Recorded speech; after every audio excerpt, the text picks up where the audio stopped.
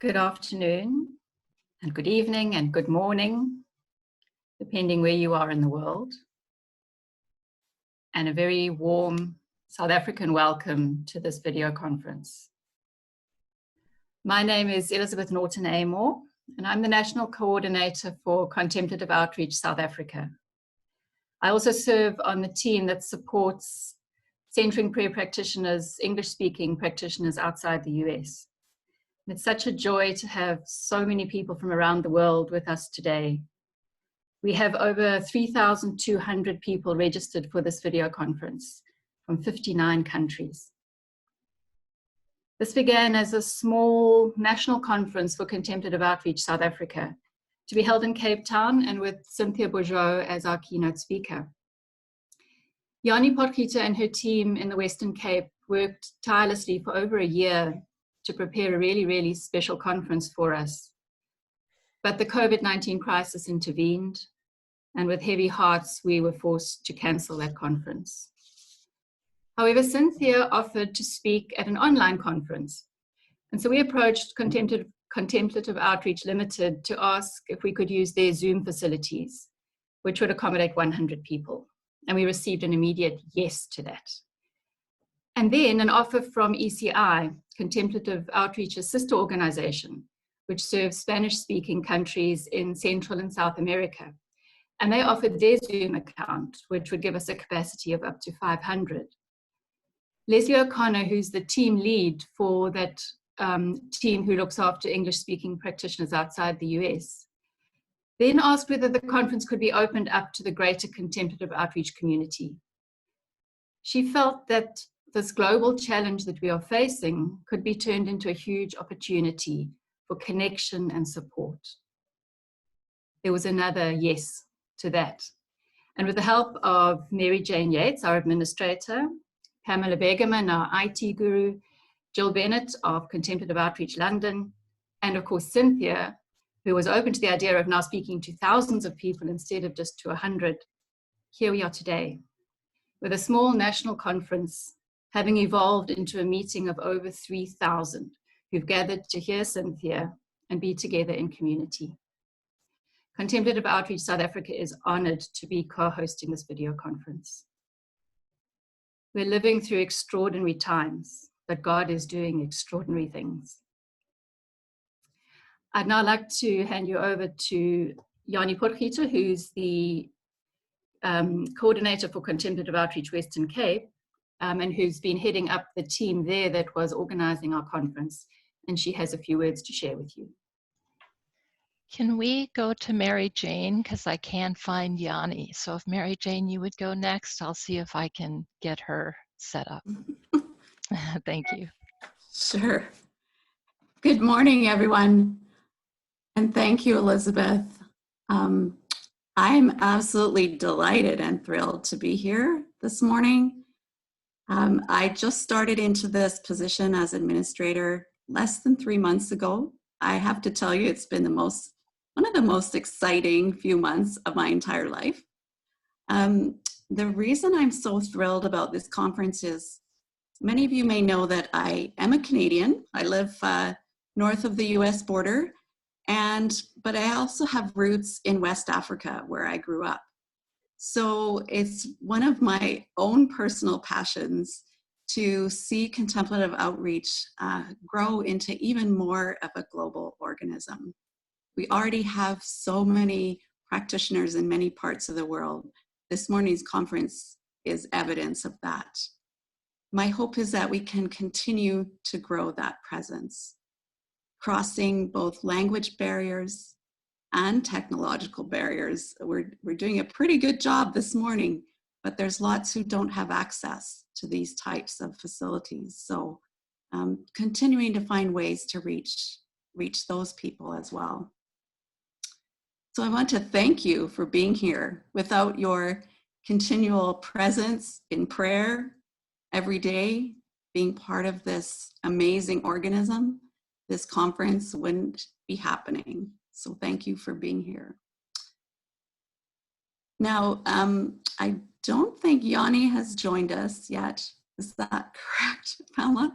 So maybe what I'll do is quickly go over the conference schedule so that everybody is aware of what the next 3 days will look like. So when we're finished introductions, Cynthia will lead us through a time of both Lectio Divina and centering prayer. And that will be the start for our mornings, all 3 mornings for today, tomorrow, and on Saturday. Today that will be followed by Cynthia's talk, which will be about an hour and a half, depending what time we finish. The next 2 mornings, the difference will be that Cynthia will take some time at the beginning of her talk to answer any questions that have been submitted through the chat line. I see that Yanni has joined us, so I'll turn it over to her and then I'll come back with introducing Cynthia. Thanks.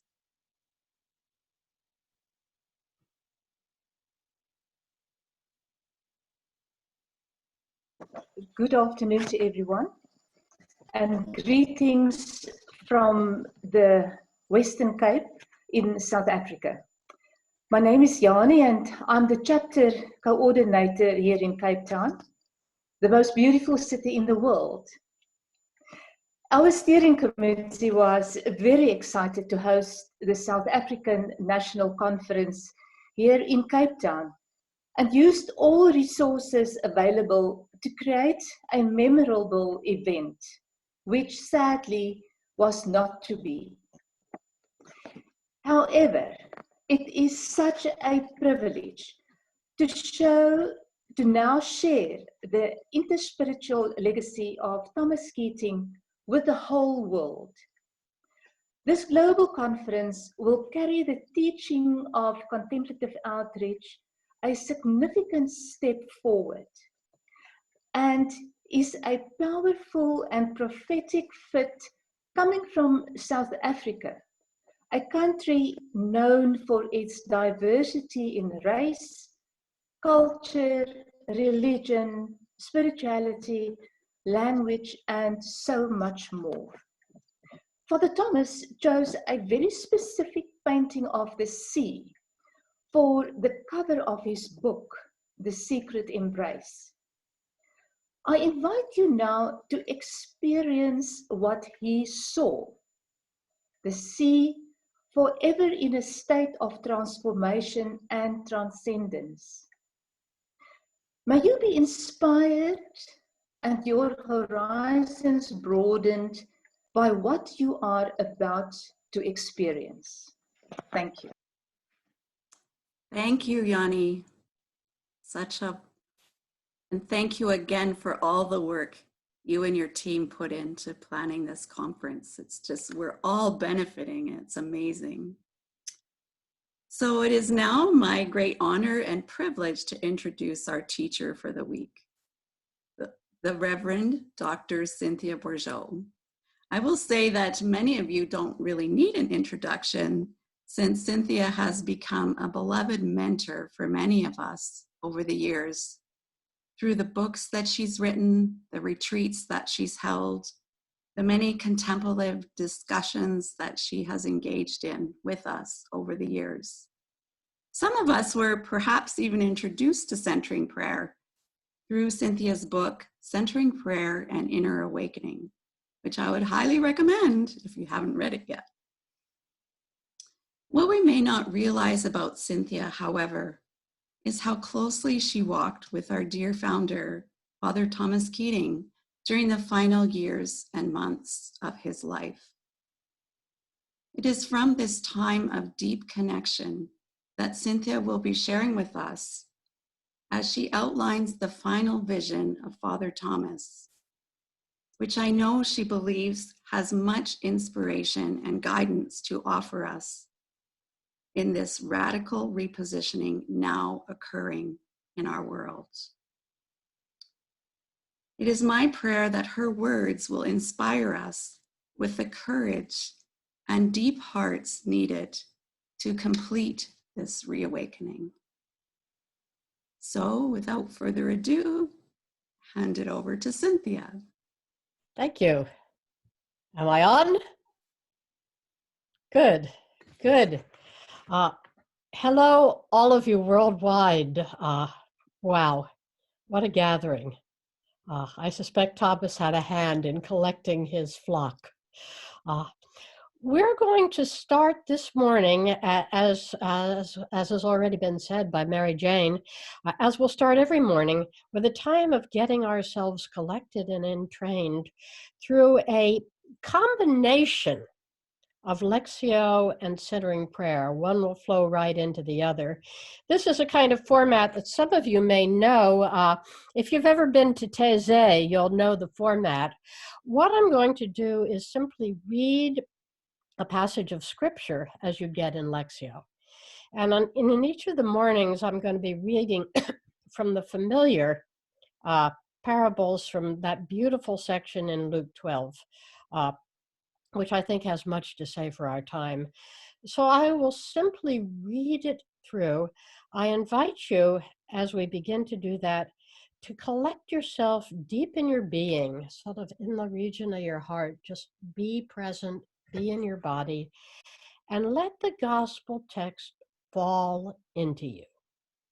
And then we'll move into 20 minutes of centering prayer. And in that centering prayer time, of course, you're not thinking about the gospel directly. You're not thinking about anything directly, but it will lie in you like fertile seed. And it will lie in all of us like that seed. And we'll see what it does with our hearts as we entrain them and lift them to God in our centering prayer. So, in the name of God, Father, Son, Holy Spirit, Creator, Redeemer, Sanctifier. We begin.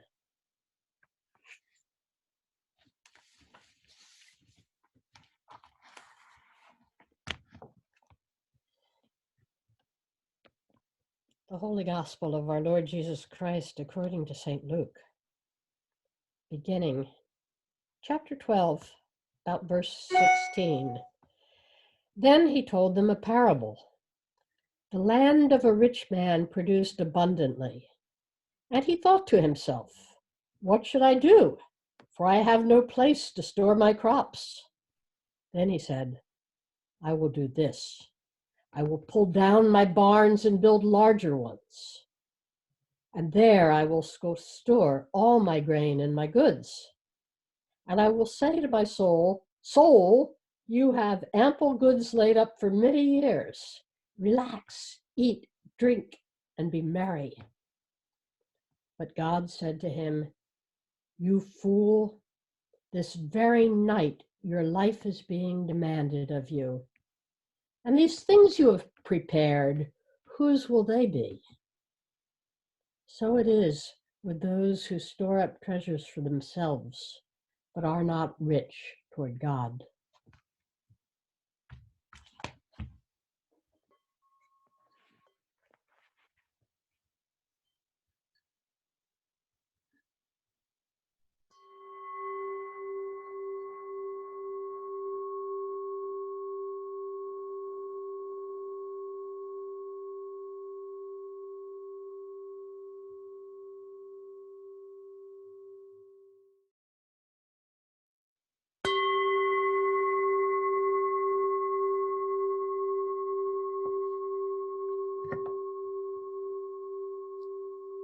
Be still and know that I am God.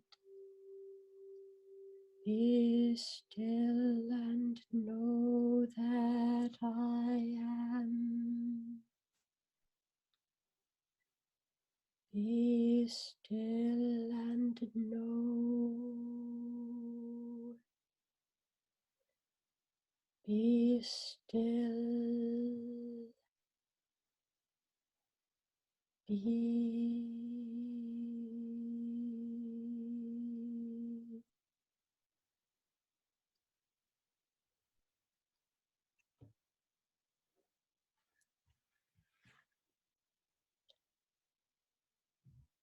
And so gradually, with no rush,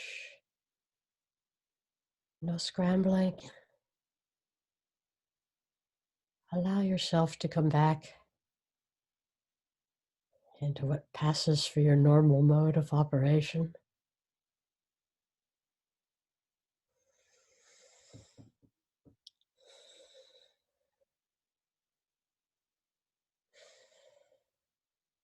Take a deep collective breath. And with the blessing of Pamela, we begin. So I would indeed like to add my own, reflections on the extraordinary circumstances in which we joined together. If all had gone as planned, I would be right now in South Africa, in a retreat center in Stellenbosch, down on the Cape, delivering these talks to about 200 people. I would have stopped off in London on the way there to give this talk to a sort of ongoing British group I've been working with under the careful nurturance of my dear friend Jill Bennett. Well, of course, the global pandemic intervened. And I want to join my thanks to those we've heard from Elizabeth, Yanni, and Mary Jane in commending, first of all, the pluckiness and vision of the international team to say, no, we can do this anyway. And then the goodness and unspeakable generosity of Contemplative Outreach International, which is now truly an international outfit in and of itself with our Canadian coordinator, to say, yes, what part of yes don't you understand? So it's happening. And then the people started coming. And that part I turned over to Thomas. You know, you may say they're coming to listen to me, but that's not so. I've watched how Thomas operates. And the fact that the people came pouring out, it's certainly true that Thomas is holding us from his side. That's maybe an unguarded statement to make right at the beginning of a conference before I've established any credibility, but I know it. I saw him do this once before, a year ago when we met in Aspen. We thought we were all getting together in a little memorial conference, and boom, he comes swooping in and very clearly knits our hearts together and begins to direct our conversation in a way that we're thinking and understanding things that nobody had a clue was even there to be brought forward. My own deepest take, having sat with Thomas in a few heart-wrenching final sessions before he died, and then next to him at his beautiful funeral service in the monastery at St. Joseph's Abbey in Spencer,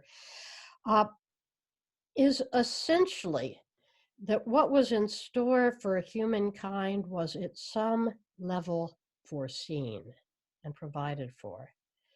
And in Thomas's transition to the other side, how it occurred, when it occurred, while there's heartbreak on our side, there's also tremendous new flexibility, fluidity, and force in this new configuration. And Thomas is there, make no mistake, holding us and helping with other cosmic servants of all religions to shape and direct what humankind is now going through. But what that needs on the ground is a group of people that he's called his own in many ways, who are really willing to collect their heart, regroup around the teaching he's left us, carry it to where he's pointing, and emerge into our world with sobriety, solidarity, and courage to do what the world is going to require of us as we all together round this fundamental turn, offering our own courage because we know without recklessness that whether we live or die, we are the Lord's. So it's in that spirit that I offer these talks, companioned by a galaxy of friends seen and unseen around the globe, and a galaxy of friends seen and unseen from beyond. Here we are let's do our best with the circumstances that have been providentially thrown onto our plate. All right. So Thomas left behind him a prolific body of writing. That's not because he was a prolific writer.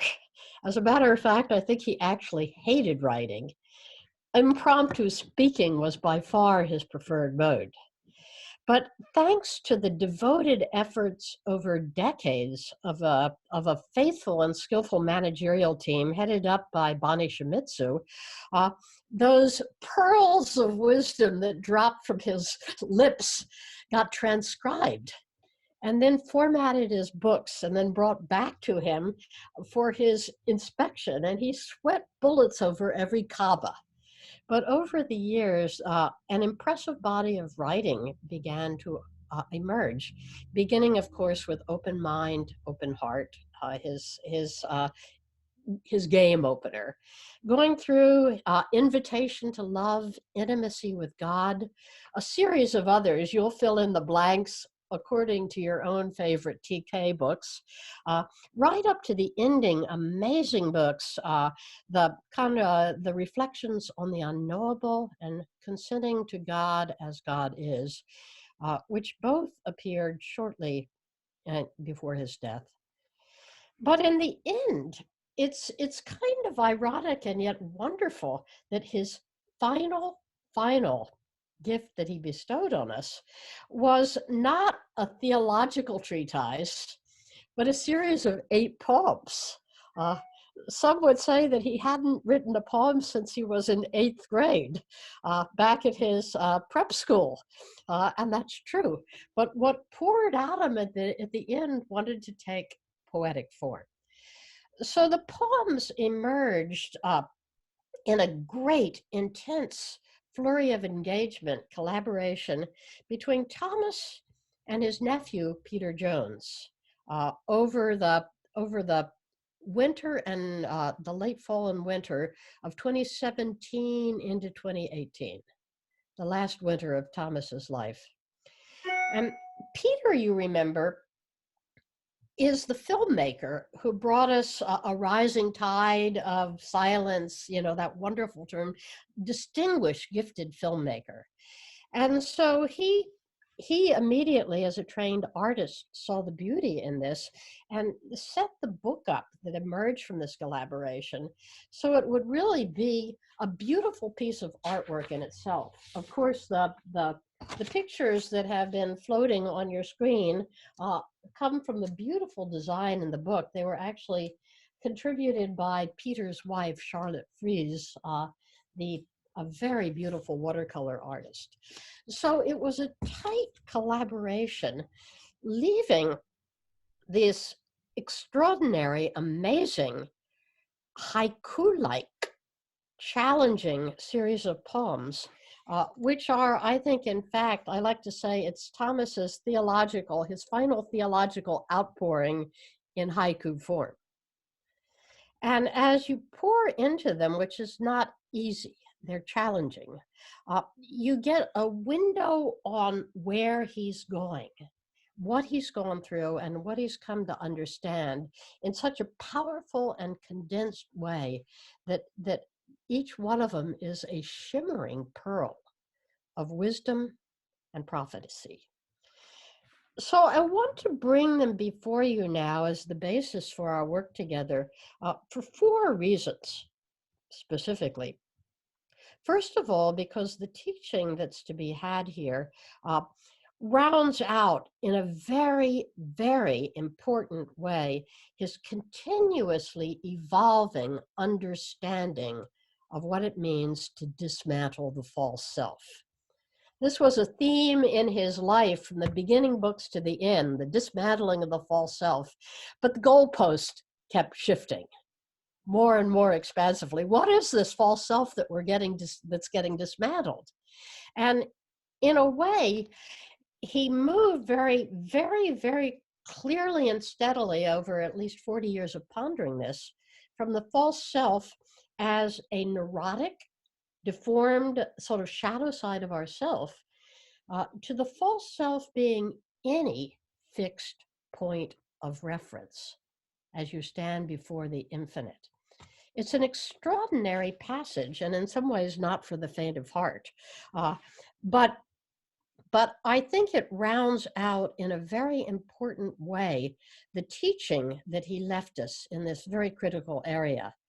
And since contemplative outreach is in a deep sense, in a literal sense, the curator, the bearer of Thomas's legacy, it's really important to be mindful of this important final stage in his own journey. So that's reason number one. Reason number two is because I suspect, I know full well that many of you are actually now hovering on that same threshold. The whole point of centering prayer is to take you where Thomas Keating's going. And for those of you who've been practicing for years faithfully and have maybe reaching your own final years of life, it's in some sense, what you experience is like sailing off the chart of the world. We're in unknown seas. And I think to see that Thomas has been there and is already sort of the cabin boy up there on the top of the mast looking and saying, oh no, it's there, it's like this, gives us tremendous new resources, material, and encouragement as we join him in taking this final step towards the ultimate transformation of selfhood. So there's a practical reason in bringing him forward. The third reason is that from the perspective of interspiritual dialogue, which is something that Thomas loved deeply over his life, and particularly toward the end of his life, a look at what these teachings actually say here, a look from the point of view of good old hard analytical religion, I think establishes him unquestionably as a Christian non-dual master. He stands on the shoulders of the greatest of greats, of Meister Eckhart, John of the Cross, Therese of Lisieux, Bernadette Roberts. And he takes this great non-dual vein within Christian teaching, this great unitive vein, and takes it still a notch further, exploring some extraordinary dividing lines, like the one between being and non-being, form and non-form, existence and what contains it. These really extraordinary spacey places, cosmic places, that few in our tradition have explored.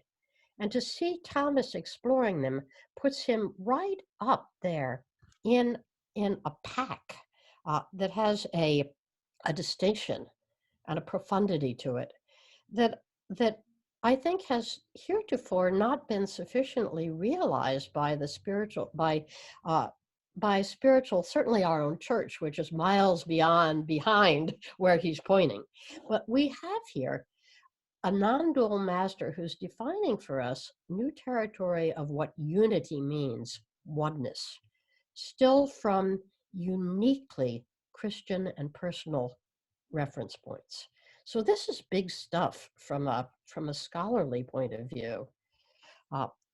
But finally, and a most important reason for bringing this forward now, is because the bottom line in all of this journey of transformation is oneness. Oneness could be the theme of the last 10 years of Thomas's life, but particularly of the last 5 years of Thomas's life. Oneness in all aspects. That on the one hand, there's the oneness in the classical sort of way that we know it from the spiritual journey. When you talk about, many of you know the 3 stages, the purgative, the unitive, or the illuminative and the unitive, that kind of oneness, the final integration with God, with yourself, the spiritual oneness. But the other thing that was interesting is that keeping pace with that right along was a kind of oneness, meaning a solidarity with all of humankind and with our planet.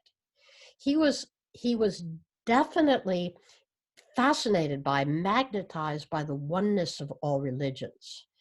And more, he emerged in the final years of his life as an ombudsman for the oneness of our entire planet. And in a sense, the more his self became diaphanous and finally dissolved, the more his sense of oneness and solidarity with the whole world increased. And it increased with force.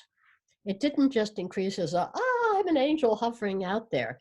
When he spoke, as people know who were with him at the end, wham, there was a strength that came through that blessing. A strength that's needed, a solid feet on the ground that's needed for us as we move forward to claim what oneness means at this point on the evolutionary curve. So for these reasons, I want to bring these poems before you that they do provide us, because they give us a very, very concrete and manageable frame, like a backbone or a skeleton.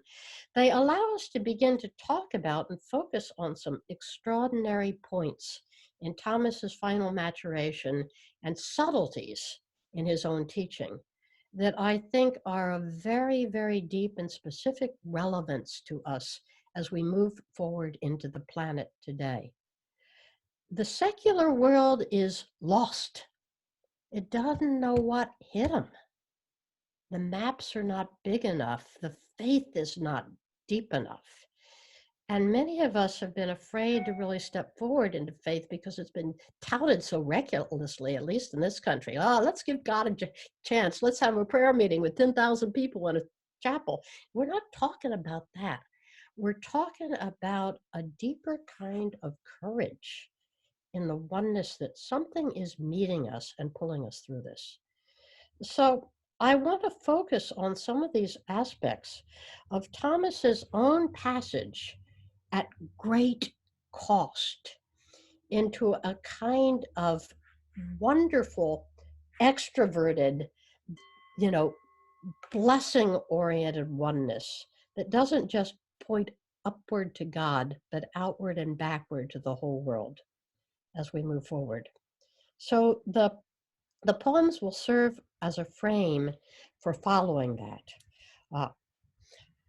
I want to begin, if it's not too much of a self-indulgence, by sketching a little bit of the personal background of my history with Thomas, partly so you know a little bit about some of the details of how this evolved and how I came to be wound up scratching my head, sitting by his bedside a scant few days before he died, and then right next to him at this funeral, this beautiful Requiem Mass in Spencer.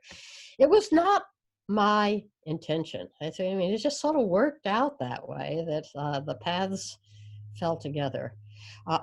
Thomas and I go back a long way, and the other point of it is that it was a relationship that had not only just all bliss, it also had its moments of pain, its long stretches of pain. And I think that as we're going to see in the poems, the transformation that we're talking about is never a sort of easy sit down there and someone waves a wand and you're transformed. Thomas's favorite image from the great old spiritual journey tapes from years ago, remember of the butterfly having to work its way out of the chrysalis, having to struggle. There's struggle. And at the end of his life, his own final journey in death was very much an enactment of that butterfly having to work its way out of the chrysalis to be born into the womb of the larger world. Pain and joy, breakthrough, suffering and beauty are always joined at the hip, wrestling. And it's in that very wrestling that the transformation occurs. So that was true in my relationship with Thomas. That was true in the relationship at the end. And I think that will be true for the relationship as we move forward in the planet. So I don't want to duck it without overemphasizing it, but to sketch in a few details, old history, Thomas and I had a kind of Jacob and the Angel wrestling match going on for 30 years. Usually he was the angel and I was Jacob, but sometimes we switched roles. And it was a wonderful relationship with a lot of pain and a lot of beauty. In the end, the beauty triumphed big time. But I first began to join the whole Thomas Keating stream late fall of 1989, almost into the new year. And little did I know that I joined the stream at what would be the headwaters of what actually turned out to be a long, dark period in Thomas's life, a dark night that went on for some years. And there was a physical basis for this. I was there in 1992 at what he was then calling an issues conference, right there in the old farmhouse at Snowmass, when he got up too fast from a low sofa, wrenched his leg, and fell over. Boom. Well, that was the beginning of what was 5 years at least of physical anguish. One thing led to another, and finally, though nobody could ever pin down exactly what happened, it looked an awful lot like chronic fatigue syndrome. So for about 5 years, he was in very, very dicey health, plagued by heart palpitations, faintness. You never know. Events got canceled because at the last moment he couldn't do it. It was a rugged period.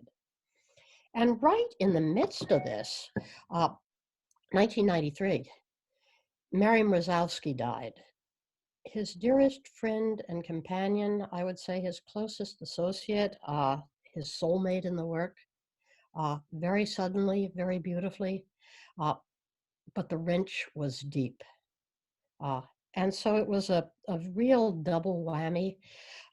His theology began to get very, very dark at this point. I think in a way he got carried away by his victim metaphors, that were coming to him. He was always a sort of magpie for metaphors, and the whole recovery movement gave him a whole new set of metaphors on disease, victimhood, and recovery. But I remember one morning, being in a church in Denver with 500 people present, hanging on his every word, to hear him say, "The human condition is a disease. You catch it by being born." Well, that was maybe the nadir of his dark days in theology, and thank heavens it backed off considerably from there. But there was this shadow emerging, and it emerged most heavily and most painfully in a way in this new phase in the life of his still young contemplative outreach. About in this time, he launched the whole idea of a network of regional coordinators. And folks scrambled. They scrambled hard to try and figure out whether this was really a servant leadership facilitating structure or a power and control structure that would enforce doctrinal conformity. And in some ways, that issue still remains for a new generation of contemplative outreach leaders to wrestle with. What's the right balance between rigidity and flexibility in form, between authority and shared leadership? But in these early days, that gave rise to some real power politics and some cross plays and shadow stuff acting out amongst some of Thomas's closest disciples and devotees. And to make a long story short, I got caught in the crossfire of that. And in 1995, I quit the National Faculty of Contemplative Outreach and went with Thomas's blessing up to British Columbia to form a new organization there, a wonderful new organization called the Contemplative Society that put together. It wasn't a franchise operation for either Contemplative Outreach or Worldwide Community for Worldwide Meditation, but put us both together to be a network of contemplative-based Christians. It was a wonderful thing. That little contemplative society is still going strong, and Thomas blessed it by coming up and giving us a teaching in 2002. So that was that period. And I would only say that somehow or another, by miracle and grace, things righted themselves. Thomas's theology got again returned to light, to goodness, as his joy in the goodness of creation got stronger and stronger, and those light tones again began to dominate in his life and in his teaching and in the radiance in his eyes. So that brightened. And the storms in contemplative outreach subsided.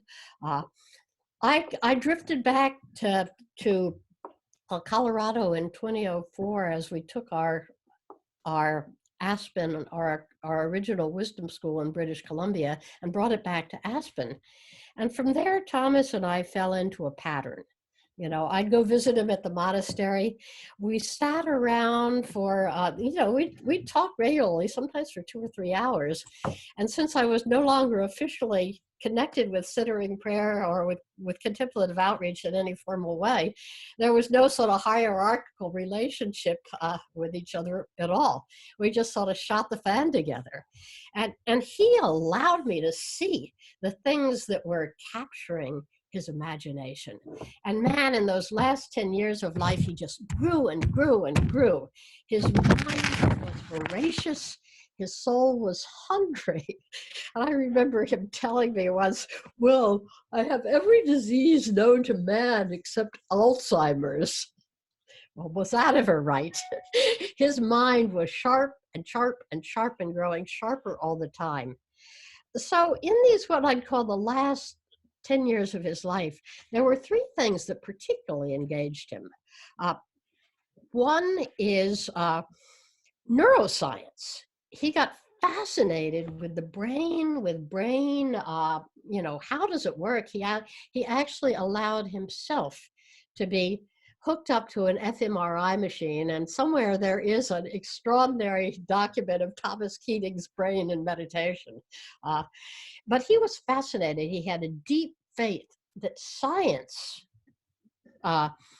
set forward by reputable, caring scientists, could actually lift us out of some of the doctrinal boxes that religion keeps digging itself into. So this was a great interest. He continued to be a fascinating student of organizational theory right up to the end. He kept tinkering with contemplative outreach right up to the end to see if there was really some way to put immortal wine in mortal wineskins. And so he was reading this book and that book and another, and forever changing the order and the slight adjustments to the structure of the leadership board. He was just totally into it. Contemplative outreach was his baby and remained so to the very end of his life and beyond.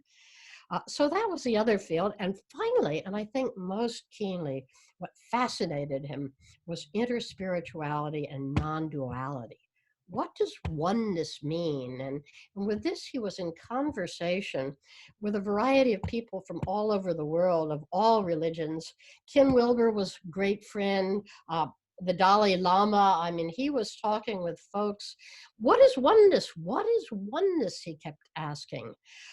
So that was a look at it. And these whole processes just sort of picked up momentum. At some point, when he rounded 90, his body began to slow down. He was moved into the infirmary at the monastery. But he didn't go in like a patient. He really just made it his Park Avenue West apartment. He took over the unused library there, and it became his salon looking out on the mountains.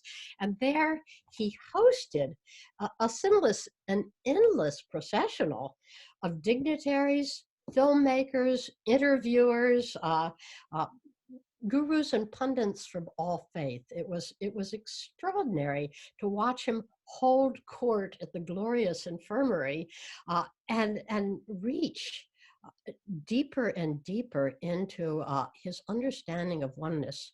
His power steadily grew. People would come into the room and be actually blown away by the force that was emerging from him. He gave blessing, not in any formal way, but just as his great hands reached toward you, you felt that something was conveyed. And it's from this period of this life, I would say between 90 and 95, that some of the most significant artifacts of his life emerged. Those two wonderful final books, the Reflections on the Unknowable and the Consent to God as God Is, the beautiful film Rising Tide of Silence, and then its follow-up From Word into Silence, and nothing in his monthly jottings for the Contemplative Outreach Bulletin. You find absolute pearls of wisdom. I hope someone in the network will collect them into a book, because they could be a brand new Thomas Keating daybook. You see his final beautiful emergence of this increasingly polished version of oneness, of blessing, of human solidarity. So I think his life really rounded and came beautifully full fruit in those years. And then the final countdown. And it happened fairly fast by sometimes scales, and agonizingly slowly by others. By early 1995, his 6'4" frame was giving out on him. It was harder and harder to get his legs moving at all. And the decision was made to transfer him back to the mother house in Spencer, where he could have more professional nursing care. You know, a couple of the monks tending him were nearly as old as he was at Snowmass and in half as good shape. So, so back he went. And that began a kind of anguished countdown on death. It was a surprisingly hard passage. It surprised everybody, not the least Thomas. There's a line in that wonderful Francois Poulenc opera, Dialogue of the Carmelites, where the little novice nun says, it's as if some people get the wrong death for every, you know, and it felt a little bit like the wrong death. He struggled. His body just wouldn't quit. He kept saying, he said to me one time, why is this taking so long? I guess I'm more embodied than I thought I was. And literally at the end, it was quite amazing that he lived for 3 weeks beyond what anybody ever expected, on a total of 3 eggs and a few sips of water. It was extraordinary, as if he was being held almost in a suspended animation between the two worlds, from which he would emerge from time to time to offer these extraordinary teachings, one of which I'll share with you toward the end, inshallah. But I believe that what was happening during this time was that the final steps of the journey were being taken.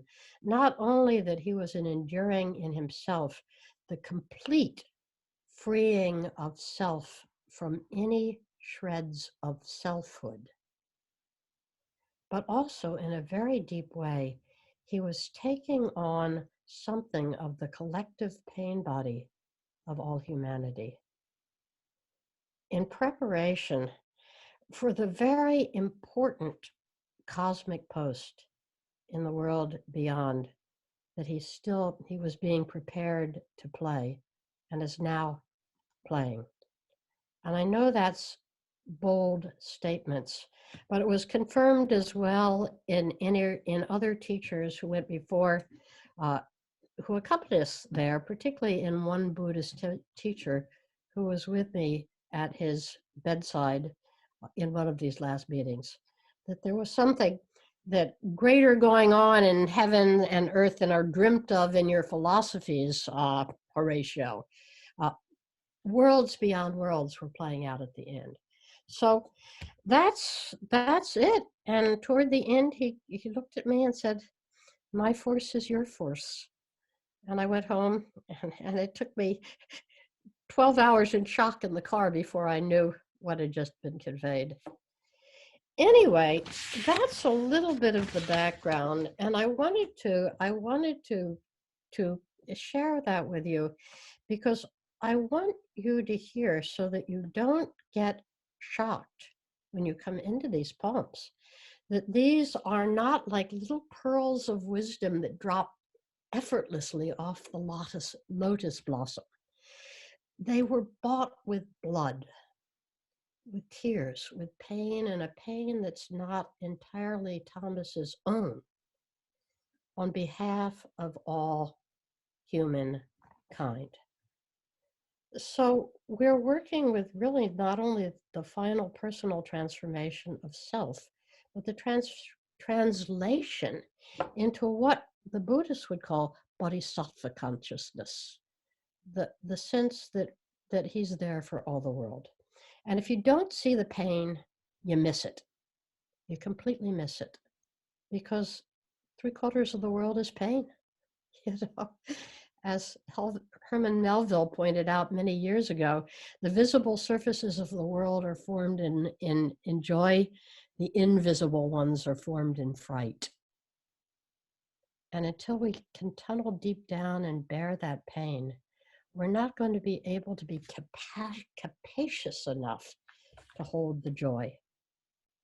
So it's in that spirit that we tackle the poems. I know when I first taught them in at a retreat center in Hartford, Connecticut last fall, a lot of people who'd come looked at me as we read some of these poems, and you could see their faces get crestfallen.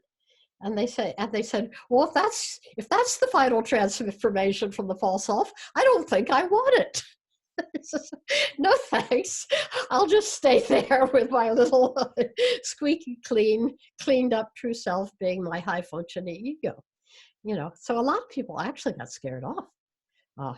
You know, the road to old age is not for sissies anyway, but the road into and through what you could only call the dark night of the spirit is definitely not for sissies.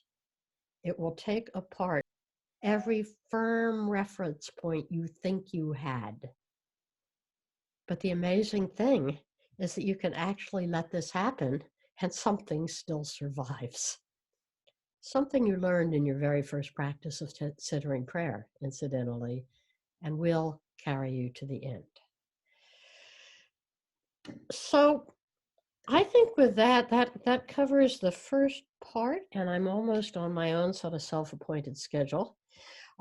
I'd like, if we can, then Pamela, to call for about a 5-minute break.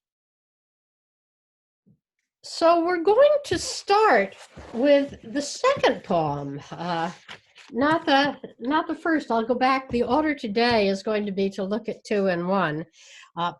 Thomas and Peter, as they collaborated on the book, spent a lot of time trying to organize and design what's the right order of these poems that were actually written not as a right through, straight through, but they reflect actually different times and eras in his life. And there was a very good reason for putting number 1 at the start. But I think from the point of view of really kind of getting into the mind frame and understanding what Thomas is trying to teach us here as a teaching, the poem number 2 gives us our best shot because it gives us the whole roadmap in the most comprehensive way. And it's in fact in this poem that, from this poem, that the title of the book takes its whole title. Well, it takes itself. The Secret Embrace is poem 2. So what I'm going to do is read the poem, and then I will go back and put on my old hat as a professor of English and start to take this poem apart for you a little bit so that we can see what's actually in it. And as I lay out the pieces to it, I invite through the chat room questions, any of your comments, questions, and reflections. So here's the secret embrace. Before being born into the world of time, the silence of pre-existence was all absorbing. The transition from eternity to time is full of sufferings, fears, and little deaths. But in the transition from death to eternal life, the silence of pre-existence bursts into boundless joy. All that can be manifested emerges from the endless creativity of that which is. But the secret embrace of the source of all creation with infinite transcendence can never be revealed. So that's the poem. I would say, if you look at it, what this poem really is circles within circles. There's a smaller circle, which has to do with your life, with the human life as it emerges from pre-existence into time and then back out again. That's a smaller circle. And then that is conveyed in a larger circle, which is the hovering of God on the edge of form, the infinite on the edge of form. So that as we in our life go through already this little circle of coming out of eternity into time, back into eternity, that's contained in this greater circle of God moving out of inaccessible light, as the ancient mystics called it, into creativity and back again. Our little circle is contained within the greater circle, and that is the whole majestic roadmap in which these whole 8 poems will play out. If you think that's pretty mystic and cosmic, guess what? You're right. So the poem actually divides in the middle, with the smaller circle being sketched in the first 4 little stanzas, if you want to call them that, and the larger one being manifested in the final bit. And each one says something remarkable. I want to take the first one first. It's more accessible because we can barely wrap our minds around it, but it also says something amazing to consider. So, before being born into the world of time, the silence of pre-existence was all absorbing. The transition from eternity to time is full of sufferings, fears, and little deaths. But in the transition from death to eternal life, the silence of pre-existence bursts into boundless joy. Well, so what this really does is imaginatively picture your life in 3 phases. First of all, there was where you were before you were born.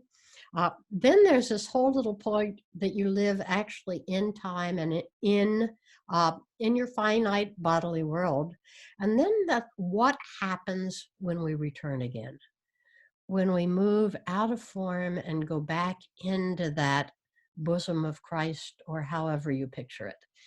And what Thomas is saying here, which I think is astonishing, is that they aren't exactly equal. When we die, we bring something back. So let's take this apart. Before being born into the world of time, the silence of pre-existence was all absorbing. And this word absorbing is going to play itself throughout these 8 poems. Thomas, like most mystics, experiences silence as a deep kind of absorption into something. And for him, in this very quick first sketching, where we were in pre-existence, if you can even think that way, was it in utter, quiet, endless absorption in the divine silence. And then out we come, and his whole, how you summarize life, it's full of sufferings, fears, and little deaths. Welcome to 80 years on this planet.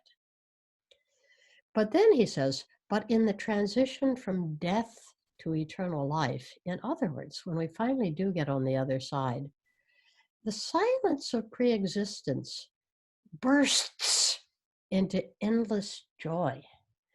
So you hear the silence now has a fontal aspect, a fountain. It explodes, and it explodes into something beautiful, joy.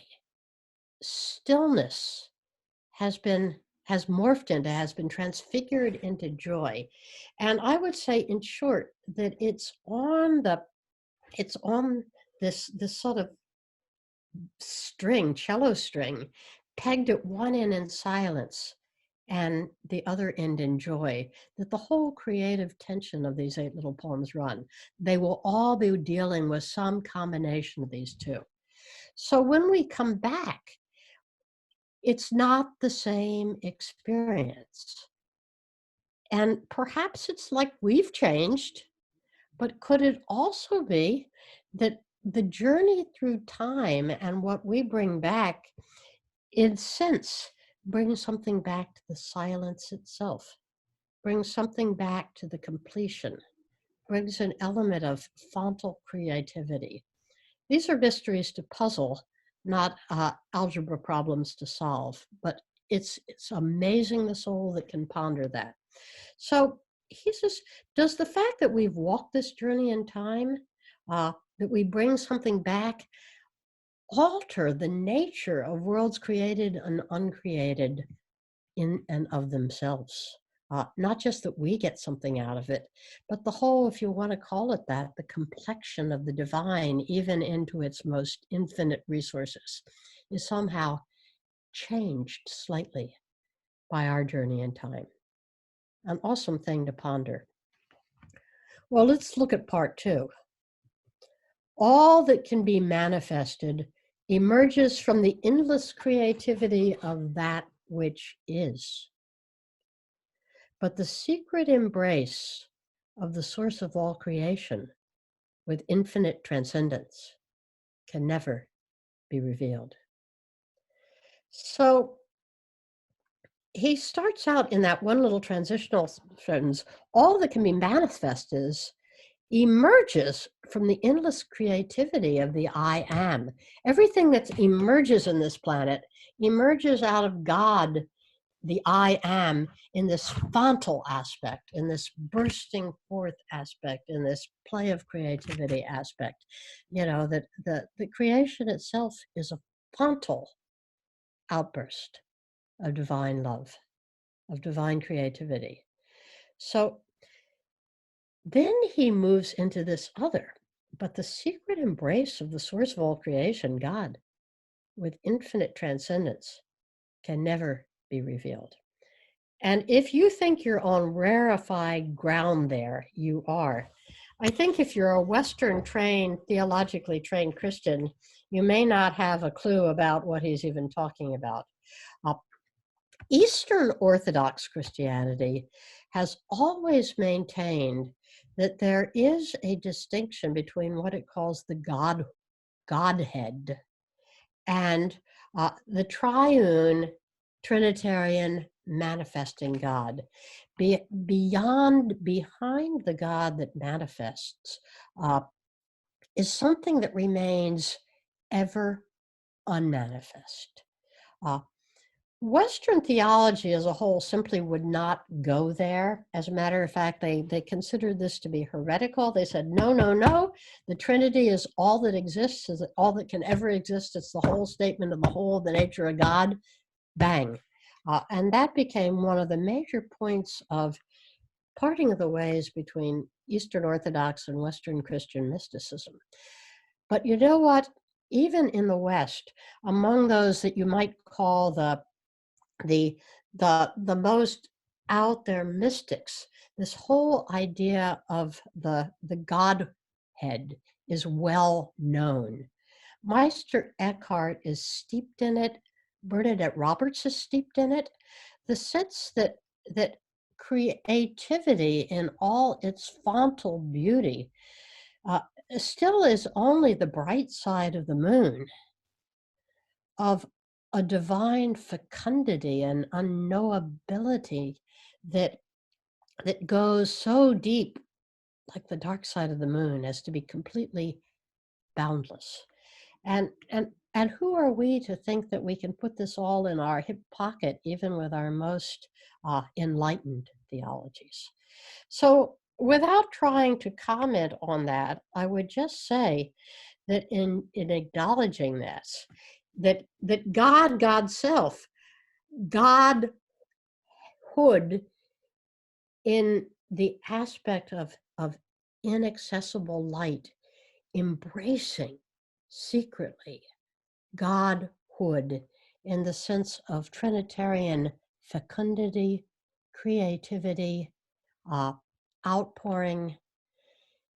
Is there a place in you, deep, deep at the heart of the heart of the heart of things, that something can still reverberate with some taste of that, that still, that this dialectic tension between creativity and absorption, between going out and coming back, ecstasy and instacy, is perhaps the irreducible primal dynamic of divinity.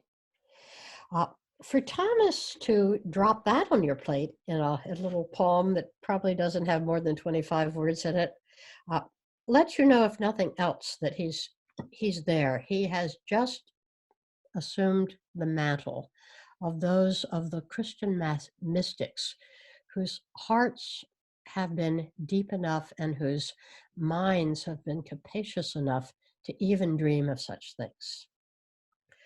So I put this poem out here as the starting point again, as I said, because it becomes our reference point. Everything that we're seeing in the rest of the age will eventually get ground truth back to this one. It will give you a lifetime of things to ponder, but if you've even begun to sit on the edge of the place where infinite transcendence and infinite fecundity wrap and embrace, then all of a sudden the comments about what's going to happen to your little self, about whether you're going to be accepted or rejected in your dialogue today, it all becomes sort of like a bean hill. I mean, he's really just sort of set before us the scale of things in majestic ways. So with that, let's move to poem 1, which is, I think, indeed a better beginning for this volume, because if he'd started with poem 2, probably no one would have read further. But poem 1 is suffused with joy, merriment, creativity, playfulness, delight. If you've seen some of those videos of Thomas at the end of his life, particularly the beautiful one that Contemplative Outreach put together and aired so profoundly at his memorial service in Denver, you get a sense that what was really kind of taking over big time in Thomas at the end of his life was playfulness, a wonderful, wonderful, it's almost like a kid in Candyland, Candyland being the whole universe, of the joy and freshness and playfulness of the whole thing. There's a twinkle in him that just is, if you could bottle that up and sell it, we'd have an elixir for the world. And the first poem, Out of a Stone, twinkles with that. Out of a stone.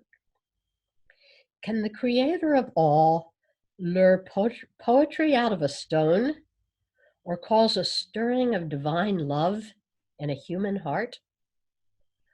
All is possible for the creator of all, who loves to manifest the impossible in endless configurations. As the false self diminishes and the ego becomes a servant, everything turns into poetry. and everything becomes a movement of divine love.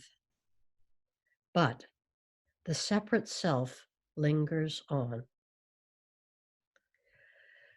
Once the separate self has been laid to rest, the divine presence alone remains, and the creator of all becomes all in all. The silence of the creator is thunderous, drowning out everything else and hiding in endless creativity. Wow. Well, again, you see this wonderful, wonderful play between silence, that inexpressible, infinite, inner emptiness of bare silence, in wonderful creative dialectic with play, creation, joyfulness, expressing the impossible. There it is. It's right the backbone of this. But in this poem, we are in the manifest world. We're not really standing at that threshold in the other between the creator of all and the infinite transcendence. We're in the world of play, of goodness, and of its very specific human reverberations. I think the poem has got a kind of Teilhardian sense to it in a couple of verses particularly, which I'll call your attention to. Just a delight in the huge, expansive goodness of the world and of the human phenomenon within it. So we start, can the creator of all lure poetry out of a stone? Well, of course, that's Thomas. What a wonderful way to introduce, hey, you guys, you're going to get to know me in poetic mode. And then paralleling that beautifully, equally miraculous, a stirring of divine love in the human heart. How positively wonderful, wondrous. But then it is as possible for the creator of all, who loves to manifest the impossible in endless configurations. And that's a wonderfully Teilhardian view of the earth with all its, or the creation of all its hazards and chances and impossible combinations, and anything that can be thought of can be played with. And remember those wonderful lines in one of the Psalms, see, he's created even the Leviathan, which he made just for the sport of it. It's this wonderful sense of exuberant playfulness that exudes the whole divine creation. And then we get this wonderful segue through the false self. And he mentions here, as the false self diminishes and the ego becomes a servant, everything turns into poetry, and everything becomes a movement of divine love. Well, if he'd stopped right now there, he would have had a poem right in itself. And I think if the poem had ended there, it would have brought you very much up to the expression of certainly what has been classically intended in our tradition by the sense of the phase of the spiritual journey that's generally held in that classification, the illuminative way. The middle stage, the stage where we've got our false self, the first pass at the dismantling of this beast. We've dealt with, in some ways, the sort of most grotesque deformations of the personality. The emotional programs for happiness are perhaps under control, that we know the false self is not running the show anymore. We can laugh at ourselves a little bit. As that happens, as the ego diminishes, he says, everything turns into poetry and everything becomes a movement of divine love. So you see just what a good poet he is here. He's brought back both of these two things that he's introduced in the first stanza, poetry and love. That as we really become a pencil in the hand of our divine artist creator, everything becomes sketched and playful and loving and joyful and pervaded with it. A classically wonderful description of that illuminative stage. What you might even say is high illuminative, as it verges more and more towards unitive.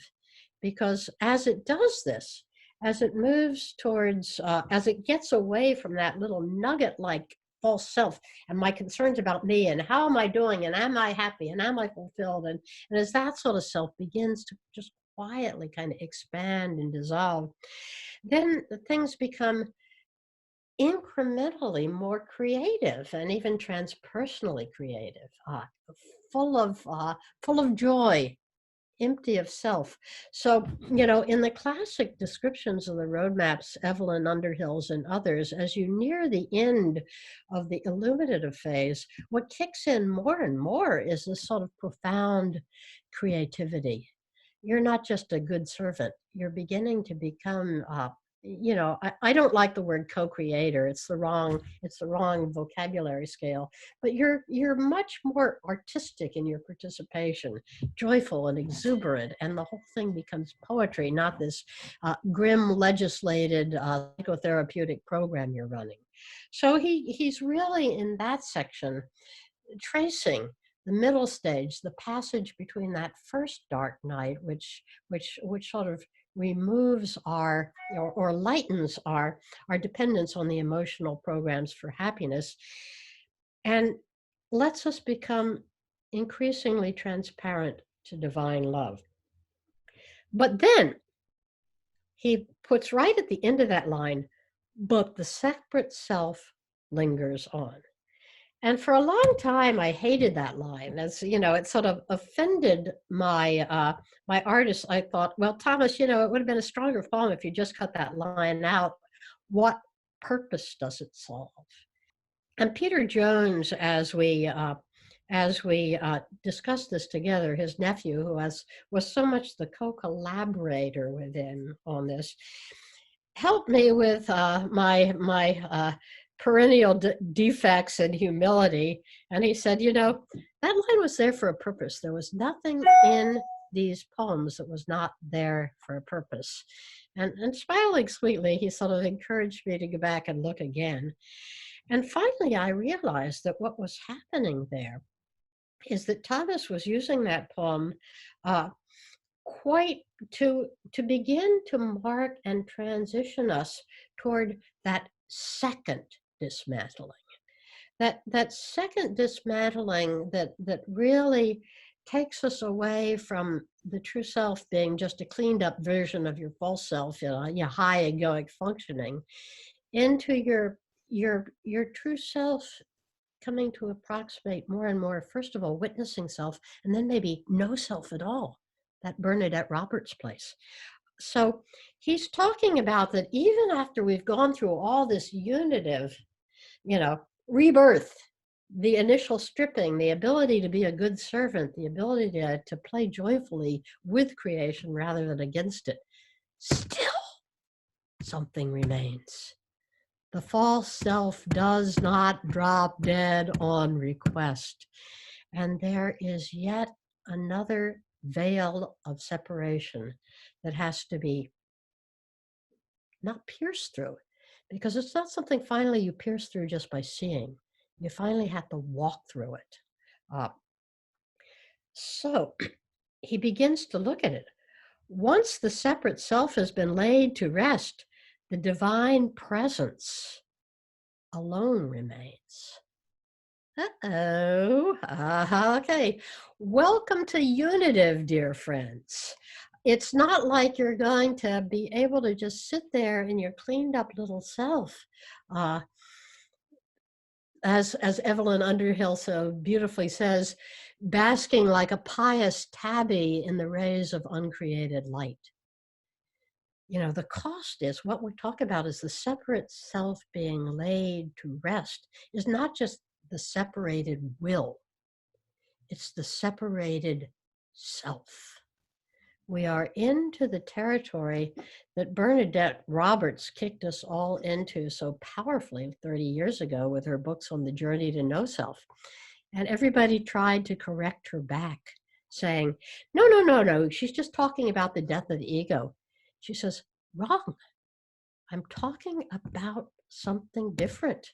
I'm talking about something that points in the direction of the inability to separate, even at the level of consciousness, from the infinite, so that essentially we disappear into it and the divine presence alone remains.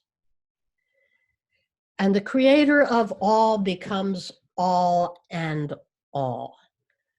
This line just absolutely reverberates with Teilhard de Chardin. One of his favorite lines was that wonderful saying, I think it's in Corinthians. I meant to look it up and just didn't get a chance to today. Maybe someone can quickly bring it up for me, where he's talking about in the end, God will have put all things in subjection under Christ, and then Christ himself will put himself into God, and God shall be all in all. Theos es panta ta panta in the original Greek that just rocked Teilhard to his bones. God shall be one, all in all.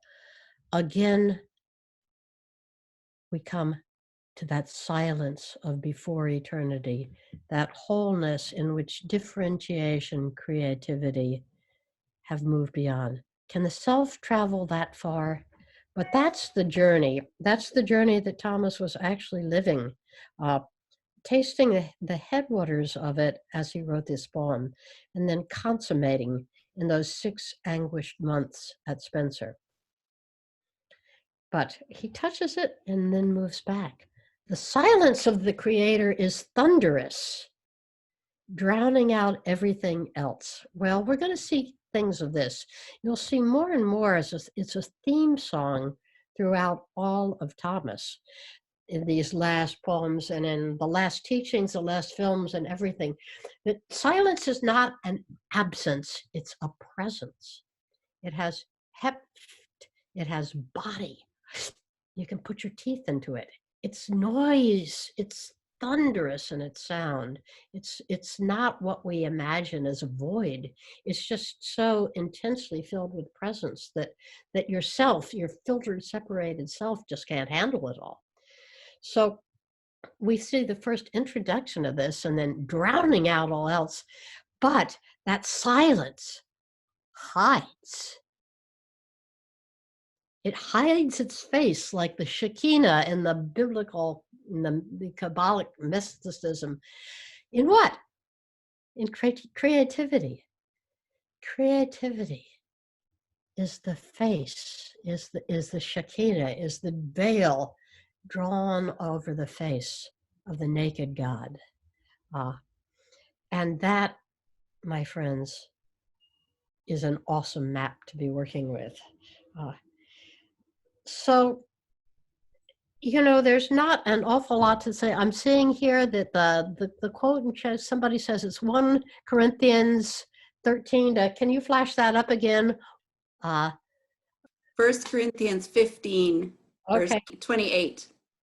Oh, yeah, here it is.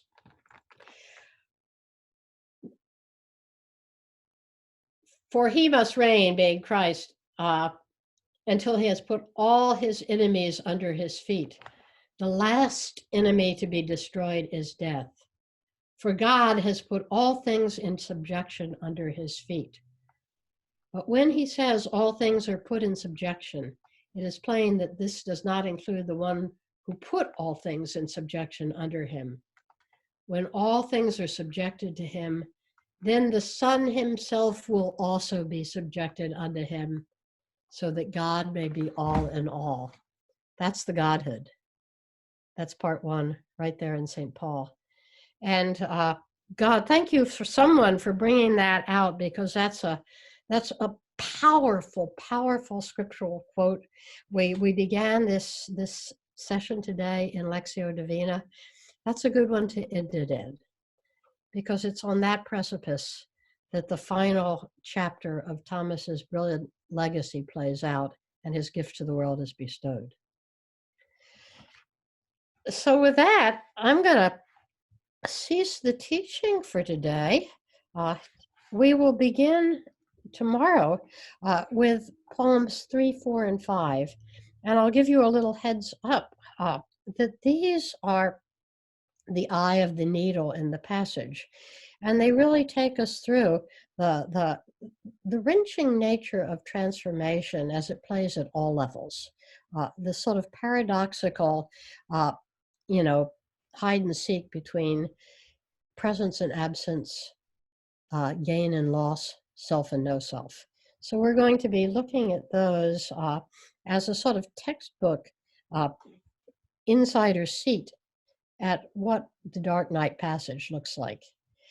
That's where we'll be going. But remember, and I'd just like to call attention before you all leave, that this is interactive on both of the next 2 days. We will be beginning as I try to give a run up on responses to questions, comments, and reflections that come in for your chat room. Now, I'm not going to sit there and individually respond to 3,000 posts, but Pamela and the team, I think, will be working valiantly over the next while to organize them, get them codified, pummeled down, pared down into some sort of core questions that are also the preoccupations in response, the sense of the meeting for today. So it would help me, and it would help us all if you want to respond and put something in, if you feel called to it at all. And it doesn't even need to be a question. It could be a comment, because this will give us all some sense of how this teaching is being shared and received around this collective body, which we really are. So your chance. And so we will be stepping off again tomorrow, precisely at 9 again. Again, if you can get here and sign in, get yourself up and running as soon as you can, that will help us. Some of you are probably wondering what the music is that we played at that beginning section and why we chose it. It has a story. It's the beautiful Adagio for strings by Samuel Barber, an American composer, a quite beautiful piece. But what really gives it its place on the roadmap is that after 9/11, that first event that really sort of dropped a bombshell into the way the world was running its business, as there was a cavernous and gaping hole there at what had been the World Trade Centers, human beings began to spontaneously emerge and regroup and reach out and touch, something we're not allowed to do in this catastrophe yet. But a group of musicians assembled and offered that there in the still smoking ruins of the World Trade Center. And it's wrenching. It's a powerful and implosive passage in and of itself, a subtle piece of music through the eye of the needle. And offered in that form, we thought it would be good to bring it back and offer it in this form to really situate our passage again, deliberately and intentionally, in the circle of another time of great human passage, in which the human spirit of art, poetry, and creativity, all these things Thomas is talking about, came so deeply to the fore. Okay, unless there are final instructions or blessings from the panel, I will see you this time and place, 9 o'clock tomorrow, God willing. Thanks be to all. Namaste.